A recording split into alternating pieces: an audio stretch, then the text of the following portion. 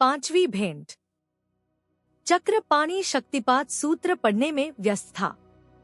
आज गुरुदेव के दर्शन करने के लिए जाना था, जिससे उसके मन में उल्लास था। आगे के सूत्रों में योग का विषय था।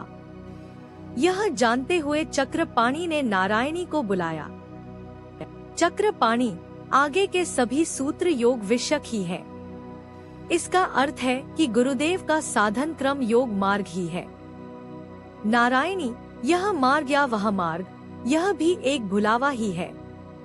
मन एक ही है, अंतर में सभी के संस्कार संचित हैं। आध्यात्म के लिए उन संस्कारों को निकालना आवश्यक है। जब जैसे संस्कार उदय होंगे, वैसी ही क्रिया का अनुभव होगा। बस यही एक मार्ग है। इसको चाहे जो नाम दे सकते हैं। गुरुदेव ने यही तो समझाया है। चक्रपाणि, फिर इतने मार्ग कैसे खड़े हो गए? नारायणी, सभी अपने अपने ढंग से इस एक ही बात की व्याख्या करते हैं, किंतु मनुष्य अपनी बुद्धि की संकुचित के कारण मूल बात चित्त शुद्धि को तो पकड़ नहीं पाता, तथा सिद्धांत और नियमों के प्रति आसक्त होकर वाद विवाद करता है। चक्रपाणि, तुम्हारा तात्पर्य यह है कि शक्तिपात कोई अलग विद्या नहीं है। नारायणी, इस अलगाव के भवन ने ही आपके मन को अलग कर रखा है, तथा आप सब जगह अलगाव को ही खोजते फिरते हैं। यदि आपके मन में जुड़ाव का भाव विकास पा जाए, तो कहीं भी आपको अलगाव दिखाई नहीं देगा। शक्तिपात कोई अलग विद्या नहीं है। शक्ति जागृति का माध्यम है, तथा शक्ति जागृति की अवस्था सभी तथाकथित मार्गों में समान भाव से है। चक्रपाणि चुप हो गया। वह अपनी मानसिक दशा तथा दृष्टिकोण पर विचार करने लगा। दृष्टिकोण का अंतर ही वाद विवाद का कारण है, मनमुटाव पैदा करता है, तथा मनुष्य को भिन्न भिन्न रास्तों पर चलने के लिए विवश करता है। अब तक चक्रपाणि और नारायणी आश्रम पहुंच चुके थे। आज आश्रम में एक और परम संत पधारे हुए थे। गुरुदेव के साथ ही वह भी विराजमान थे। चक्रपाणि तथा नारायणी उनके समक्ष फर्श पर बैठ गए। इन लोगों के प्रश्नों के उत्तर आज वह परम संत महाराज ही देने वाले थे। नारायणी, महाराज जी, योग क्या है? परम संत, सबने अपने अपने ढंग से योग को परिभाषित किया है। वेदव्यास जी ने समाधि को ही योग कहा है। समाधि वह अवस्था है जब जगत सामने से हट जाता है, जगत का ज्ञान प्राप्त करने की प्रक्रिया भी बंद हो जाती है, तथा आत्मा अपने स्वरूप में अवस्थित हो जाता है। योग की इस उच्चतम अवस्था को प्राप्त करने का उपाय भी योग कहा जाता है। समाधि दो प्रकार की होती है। एक संप्रज्ञात, जिसमें वृत्ति किसी एक ध्येय पदार्थ पर एकाग्र हो जाती है। इसमें जगत तो सामने से हट जाता है, किंतु फिर भी एक ध्येय बना रहता है, जिस पर ज्ञान प्राप्त करने की प्रक्रिया भी चलती रहती है। इसलिए संप्रज्ञात में आत्मा अपने स्वरूप में अवस्थित नहीं होता। दूसरी असंपट, जिसमें सभी ध्येय भाव और अभाव सामने से हट जाते हैं। ज्ञान प्राप्त करने के लिए कुछ होता ही नहीं है, जिससे ज्ञान प्राप्त करने की प्रक्रिया भी बंद हो जाती है। आत्मा पर जगत के ज्ञान का प्रतिबिंब भी नहीं होता। यह समाधि असंपट है। संप्रज्ञात को शीश तथा असंपट को निर्वित समाधि कहा जाता है। महर्षि पतंजलि ने चित्त वृत्ति निरोध को योग कहा है। देखा जाए तो बात एक ही है। समाधि अवस्था में चित्त की निरुद्ध अवस्था होती है, अर्थात समाधि तथा चित्त की निरुद्ध अवस्था एक ही बात है। पतंजलि ने भी वृत्ति निरोध का फल स्वरूप स्थिति ही कहा है। उन्होंने योग की परिभाषा में सकल वृत्ति निरोध नहीं कहा, किंतु योग का फल स्वरूप स्थिति का कहकर सकल वृत्ति की ओर इशारा कर दिया है। इसका अर्थ है कि पतंजलि का पारिभाषिक सूत्र साधन अवस्था का उल्लेख करता है, तो फल सूत्र सिद्धावना अवस्था में। थोड़ा सा भी वृत्ति निरोध योग कहा जाता है, किंतु समाधि अवस्था पूर्णतया वृत्ति निरोध होने पर ही होती है। नारायणी, किंतु महाराज जी, वृत्ति निरोध का शक्तिपात से क्या संबंध है? परम संत, वृत्तियां वासना के अनुसार उदय होती हैं तथा वासना संस्कार के अनुसार। शक्तिपात या शक्ति की अंतर्मुखी जागृति संस्कारों को ही क्रिया के माध्यम से क्षीण कर देती है। तब वासना कहाँ से निर्मित हो तथा वृत्तियां कहाँ से उदय हो? इस प्रकार चित्त शुद्धि का मार्ग प्रशस्त हो जाता है तथा वृत्तियों का निरोध हो जाता है। नारायणी, किंतु भक्ति मार्ग तथा ज्ञान मार्ग में वृत्ति निरोध की कोई बात नहीं कही गई है, तो क्या उन्हें समाधि की अवस्था प्राप्त नहीं होती? परम संत, होती क्यों नहीं? भक्ति मार्ग में वृत्ति निरोध तो होता है, किंतु प्रथम वृत्तियों को मोड़ देकर उन्हें सरसता प्रदान की जाती है, उनमें भाव भरा जाता है तथा मधुर बनाया जाता है। धीरे धीरे अन्य वृत्तियां सूख जाती हैं तथा भक्त भगवान के प्रेम तथा स्वरूप में तल्लीन हो जाता है। यह अवस्था वृत्ति निरोध के बिना उदय नहीं हो सकती। शक्ति की जागृति वहाँ भी है, जिसे अलादीन या राधा शक्ति कहा जाता है। भक्ति में राधा ही कृष्ण को मिलाती है। नारायणी, किंतु योग यत्न साध्य है, जबकि शक्तिपात समर्पण प्रधान। दोनों में सामंजस्य कैसे स्थापित किया जा सकता है? परम संत, अपनी प्रारंभिक अवस्था में सभी साधनाएं यत्न साध्य ही हैं। जागृति के पश्चात ही उनमें स्वाभाविक का समावेश होता है तथा समर्पण की अवस्था आती है। योग भी जागृति के पश्चात स्वाभाविक हो जाता है। तब प्रयत्न की आवश्यकता नहीं रहती। तब योगी को भक्ति तथा ज्ञान की क्रियाएं भी होने लगती हैं। नारायणी, क्या आप वृत्तियों पर भी कुछ प्रकाश डाल सकते हैं? परम संत, वासना के अनुरूप वृत्तियां भी शुभ तथा अशुभ दो प्रकार की होती हैं, जिन्हें योग की भाषा में अक्लिष्ट तथा क्लिष्ट कहा जाता है। वृत्ति चित्त की शुभ अशुभ तरंगे हैं, जो शुभाशुभ मानसिक संकल्पों विकल्पों को उदय करती रहती हैं। वैसे तो शक्ति के स्पंदन के कारण वृत्तियां उदय अस्त होती ही रहती हैं, किंतु जब वासना का उनके साथ योग हो जाता है तो यह शुभाशुभ रूप धारण कर लेती है। चित्त शुद्धि का अर्थ वृत्तियों के शुभाशुभ स्वरूप को समाप्त करना है। स्पंदन के कारण होने वाली वृत्तियों का अंत असंपट समाधि प्राप्त होने पर ही संभव है। यूं तो वृत्तियां संख्य है, किंतु योग सूत्रका ने उन्हें 5 वृत्तियों में विभक्त कर दिया है। प्रथम प्रमाण, जगत में प्रत्यक्ष दिखाई देने वाले पदार्थों, व्यक्तियों, घटनाओं तथा दृश्यों के आधार पर चित्त में पैदा होने वाली वृत्तियां। दूसरा विपर्यय, कोई वस्तु, व्यक्ति, घटना तथा दृश्य प्रत्यक्ष देखने पर भ्रांतिवश चित्त में पैदा होने वाली वृत्तियां। तीसरा विकल्प, कुछ नहीं होने पर भी कुछ होने का आभास होने पर चित्त में पैदा होने वाली वृत्तियां। चौथी निद्रा। पांचवी स्मृति, पूर्व में जो घटनाएं घट चुकी हैं अथवा जो वस्तुएं, व्यक्ति या दृश्य अनुभव में आ चुके हैं तथा जिसके संस्कार चित्त में संचित है, उनका उभरकर चित्त को स्मृति के रूप में तरंगित कर देना था। पुरानी यादों के ताजा हो उठने पर चित्त में उदय होने वाली वृत्तियां। प्रत्येक वृत्ति क्लिष्ट, दुख देने वाली, तमोगुण या रजोगुण तथा अक्लिष्ट, दुख नहीं देने वाली, सत्व गुण, दो प्रकार की होती है। नारायणी, कुछ योग के साधना क्रम के बारे में भी बताएं। परम संत, योग का साधना क्रम अष्टांग योग कहा जाता है। पहले के 5 अंग वृत्ति को बहिर्मुखी से हटाकर अंतर्मुखी करने के लिए हैं। बाकी के तीनों अंतरंग साधन के अंतर्गत है।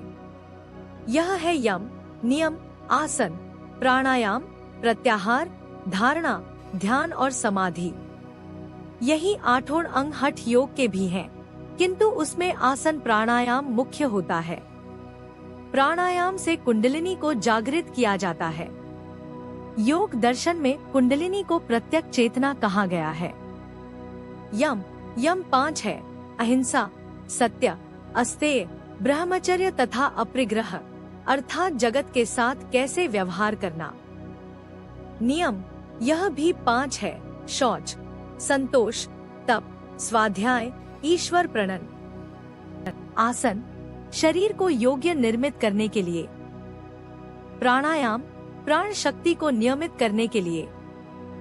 प्रत्याहार, उक्त चारों के अभ्यास से इंद्रियों की अंतर्मुखी ध्येय पदार्थ पर वृत्ति एकाग्र करने का प्रयत्न। ध्यान, वृत्ति का ध्येय पदार्थ पर एकाग्र हो जाना। समाधि, वृत्ति का ध्येय का हो जाना। यही आठों अंग हठयोग के भी हैं।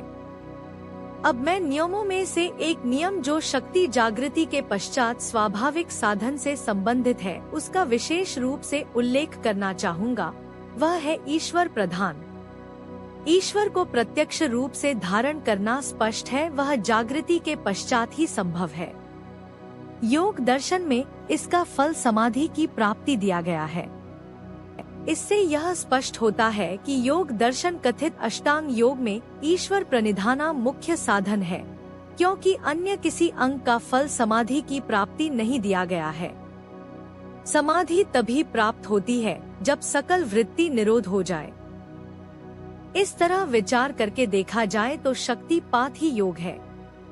योग दर्शन के समाधि पात में 8 प्रकार के साधन बतलाए गए हैं।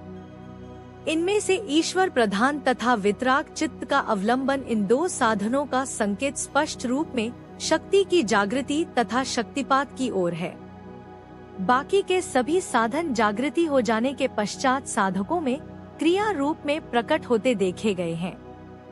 जैसे कोई क्रिया बार बार उदय होकर एक ही अनुभव का बार बार अभ्यास कराती है तथा मन को विषयों की ओर से खींचकर वैराग्य उत्पन्न करती है। प्राणायाम के विभिन्न प्रकार क्रियाओं में स्वतः ही प्रकट होते देखे जा सकते हैं। आसन ऐसे भी घटित होते हैं जिन्हें कोई हठयोगी भी संभवत नहीं जानता। साधना में विभिन्न नाद सुनाई देते हैं, कई तरह की गंध आती है, कई दृश्य दिखाई देते हैं, स्पर्श अनुभव होते हैं, बिना कुछ खाए ही किसी तरह का स्वाद मुंह में आता है तथा मन भी स्वभावतः एक ही चीज पर एकाग्र हो जाता है। साधन में बैठे बैठे ही ध्यान की अवस्था आ जाती है या निद्रा तथा जागृत के बीच की अवस्था अनुभव होती है। कई प्रकार की ज्योतियाँ, सूर्य चंद्र का प्रकाश होना, जुगनी का टिमटिमाना, बिजली का चमकना आदि अनुभव होते हैं तथा जैसा किसी का अभिमत हो अर्थात जैसी किसी की चित्त की स्थिति हो उस प्रकार की क्रिया तो होती ही है। कहने का भाव यह है कि शक्ति की जागृति के उपरांत जब स्वतः सिद्ध साधन आरंभ होता है तो योग दर्शन में वर्णित सभी प्रकार की साधनाएं स्वयं ही घटित होने लगती हैं। नारायणी, किंतु महाराज जी, यह सभी क्रियाएं होती कैसे हैं? परम संत, अरे यह तो मैं बतला ही चुका हूँ कि यह सभी क्रियाएं चैतन्य अथवा प्राण की ही है, क्योंकि सारे जगत को ही जब चैतन्य हिला चला घुमा रहा है तो तुम्हारे शरीर के अंदर की सभी घटनाएं भी तो उसी चैतन्य के ही अधीन है। जब तुम चलती बोलती या देखती हो तो यह सब शक्ति की ही क्रियाएं हैं। जिस दिन शक्ति कार्य बंद कर देती है उसी दिन जीवन लीला समाप्त हो जाती है। तब ना तो इंद्रियों के द्वारा कोई क्रिया घटित होती है, न ही नाड़ियों में रुधिर प्रवाहित हो पाता है। खाया हुआ अन्न भी शरीर के अंदर अनपरा ही रखा रह जाता है, श्वास प्रश्वास की भी रुक जाती है। तब मन में विचार आने तथा संकल्प उठने भी बंद हो जाते हैं। किंतु अभिमान वश जीव ने शक्ति की विद्यमानता तथा क्रियाशीलता की ओर से आंखें बंद कर रखी हैं। वह इन सब घटनाओं को शक्ति की क्रिया के रूप में नहीं अपितु अपने कर्म के रूप में देखता है। जीव की इसी भ्रांति ने उसे शरीर तथा जगत और इनमें घटित होने वाली घटनाओं के साथ ऐसा जोड़ दिया है कि वह यथार्थ ज्ञान तथा अपने आप को ही भुला बैठा है। शक्तिपात का प्रथम उद्देश्य शक्ति की पृथक को प्रकाशित करना है। जीव के पांव नहीं चलते, पांव के माध्यम से प्राण चलते हैं।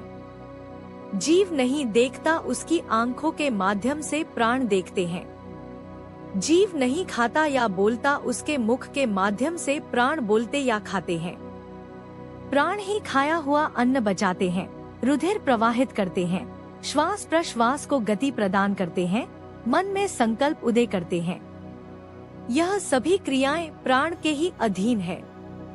जीव केवल अभिमान वर्ष करता बनके बैठ गया है। प्राण के संयोग से ही जीव प्रारब्ध भोगता है, किंतु वह भोक्ता बना फिरता है। प्राण के सहयोग से ही उसकी इंद्रियां जीवनोपार्जन करती हैं, किंतु वह अपने आप को भरता मानता है। प्राण के संयोग से ही जीव की बुद्धि विचार करती है, किंतु वह अपने आप को बुद्धिमान समझता है। प्राण के संयोग से ही देह में बल है, किंतु वह अपने आप को बलशाली मानता है। इसलिए शक्तिपात के द्वारा पहले प्राण को मन बुद्धि इंद्रियों से अलग अनुभव कराया जाता है। इसी को शक्ति की जागृति कहा जाता है। जीव अपने आप को करता भरता या हरता कुछ भी समझता हो, पर यह सब उसका अभिमान ही है। इस अभिमान को तोड़ने के लिए पहले जीव को उसके साक्षी रूप के दर्शन करवाना आवश्यक है। साक्षात का अनुभव तभी होगा जब शक्ति की पृथक एवं क्रियाशीलता का अनुभव करेगा। वास्तविक साधन शक्ति की पृथक के अनुभव से ही आरंभ होता है। तब जैसे जलाशय में उठती विलीन होती हुई तरंगों को देखता है, ऐसे ही चित्त में उदय अस्त होती वृत्तियों को भी अनुभव करता है। जैसे किसी मशीन के माध्यम से शक्ति को कार्य करते देखता है, ऐसे ही अपने शरीर तथा इंद्रियों के आधार पर शक्ति की क्रियाशीलता भी अनुभव करता है तथा उसके मन में तब अभिमान में मैंपन का अंश रहते हुए भी कता भाव गलित होना आरंभ हो जाता है।